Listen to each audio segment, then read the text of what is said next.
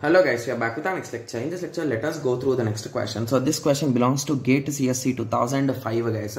Okay, so the question is consider a disk driven with the following specifications. Okay, so they are saying there is a disk with the following specifications. Okay, so let us start visualizing it. So they are saying it is having 16 surfaces guys. Okay, so if it is having 16 surfaces, so basically what is the surface guys? If you take this is a disk, so this is one surface and the back is other surface, right? So how many disks are there indirectly? So 8 disks are there, to be clear, right? Yes, and each surface is having 512 tracks. Okay, and each track is having 512, sorry, just give me a second. 16 surfaces are divided into 152 tracks. These 152 tracks, one track is having 512 sectors. Okay, and each sector is of 1 kb. So this is the chain structure guys, to be clear. Okay, yes. Okay, so let us continue, and they clearly give the rotational speed guys. So the rotational speed is equals to 3000 rpm. It is rotations per minute. Okay, remember one more thing guys, whenever this kind of time is given, it is always better to convert it into milliseconds or nanoseconds. So we'll be doing it, don't worry.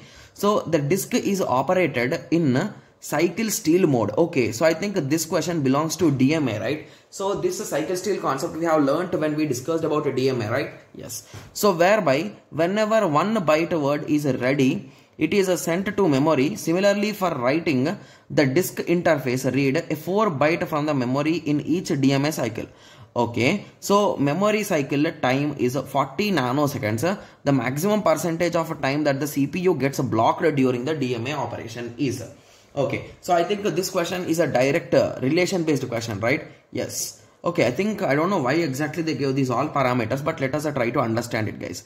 Okay, so they are saying the disk is operated in cycle steel mode, whereby whenever 1 byte is transferred, okay, so wherever 1 byte is transferred, it is taking that much time. Okay, so let us start. So let us first convert this guys. So basically 3000 rotations per minute, right? Yes, so let us convert it into seconds. So 300 rotations 3000 rotations divided by 60 in 1 second, right?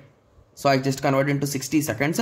I sent that 60 on the other side, so it will become 50, right? So in 1 second I can do 50 rotations. I mean the disk guys, got it? Yes. So now we got the idea like how much it is taking. Okay, so 50 rotations will be done, right? Yes. Okay, so now we got the idea. Okay, so let us continue. Okay, so they clearly told that what else did that say guys? So whenever it is ready, so similarly for write, the disk interface reads 4 byte of words from the memory in each DMA cycle. Memory cycle takes 40 nanoseconds. Okay, so they are indirectly saying this 40 nanoseconds is nothing but DMA time, right? So it is nothing but DMA, right? So DMA time is equals to 40 nanoseconds, right? Indirectly. So our goal is to calculate the CPU time. So exactly how much time does the CPU take? Okay, so how much data we are trying to transfer here guys? So the whole data transfer we are trying to do is 4 byte words. Okay, so we are trying to transfer this 4 bytes, right? Yes. Okay, so 4 bytes. Okay, so I think we need to establish the relation between this with the 4 bytes, right? Yes. So 50 rotations will be done in 1 second, right? Yes. Okay, so let us continue the conversion. So 1 rotation will take how much time guys? It is nothing but 1 by 50 second, right? Yes. So in 1 rotation, how much data we can transfer guys? If you observe carefully, we can transfer 512 bytes, right? So this is the sector, right? If you recall, each track is nothing but this, and this is the number of sectors, right?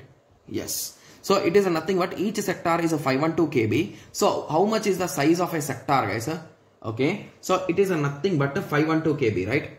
Yes. Okay, so I think we can convert it directly. Okay, so in 1 rotation, how much data can be written guys? Okay, so I think we can write it in this way, right?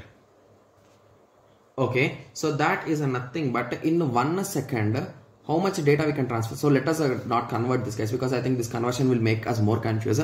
So basically 50 rotations are going on, right? So 50 rotations.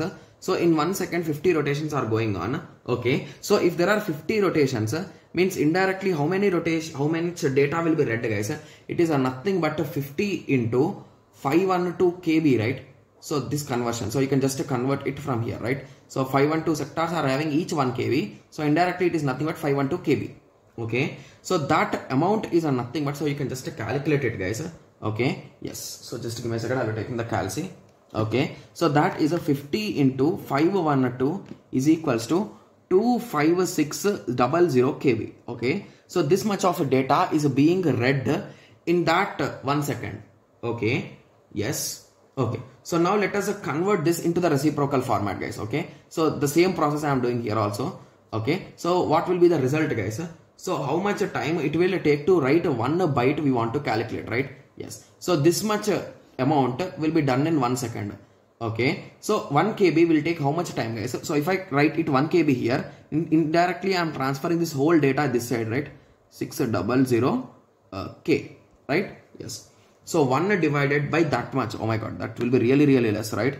So 1 divided by 256 123, right? Yes. So it is nothing but okay, so 0.3, okay, or I can say it as okay, so just give me a second, I think it is a KB, right?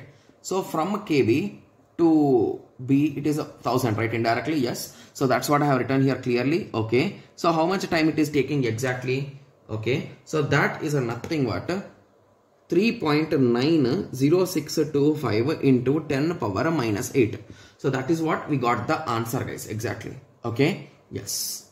Okay, so if we convert this into nanoseconds, or what shall we convert, guys? So in this they gave in nanoseconds, right? Yes. So let us try to convert this also into nanoseconds. Okay, so what will be the time? So basically if I want to convert this into nanoseconds, it becomes 0.3906 into 10 power minus 9, right? Because this 0 I am sending this side, so means indirectly here it will increase, right? Minus 9 will become, right? Or am I doing anything wrong? So for easy understanding, let us add one more 0 here. Yeah, I'm correct. Okay, yes. So if I take one here, yeah, that's correct. Okay, yes. So this is our 0.3906 will be the nanoseconds per 1 byte. Okay, similarly for this value, if I do into 4, that is our requirement, right? 906. Okay, into 4. That is nothing but 1.5625. Okay, so normally we are taking 40 nanoseconds. Now we are taking 1.56 something. Okay, so if I divide it by 40, so I think I will be getting some weird answer, right? So it will be increasing, to be clear. Okay, so that's correct only. So let me write it correctly. So it is a 5 equal to, so we got a 25.6. So that is the approximate percentage of hike, right? Yes. So that is nothing but a 25%. So B will be the correct answer. Got it? Yes. So it's a type of a confusion question, guys. We solved it continuously and we ended up with the answer. Got it? Yes. So the thing that they asked is they asked the ratio between these two, guys, with the DMA and without DMA. Got it? Yes. So it's a quite different type of question, to be clear, right? Yes. So all the type of DMA questions will be in this way only, guys. So each and every one will be having a twist. Like they will give some data and they will ask you for something. Got it? Yes. So I hope everyone got a clear idea. So in the next lecture, let us continue with the next question. Thank you. Thanks for watching. Like, share and subscribe for more awesome videos like this. Thank you.